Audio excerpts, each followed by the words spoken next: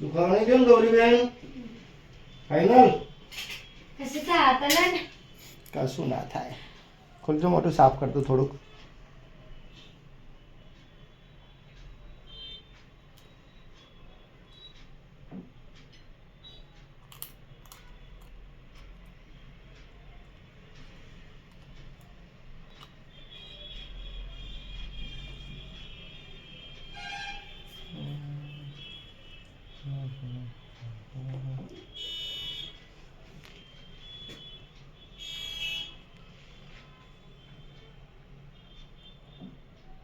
દબાઈ દો દાંત.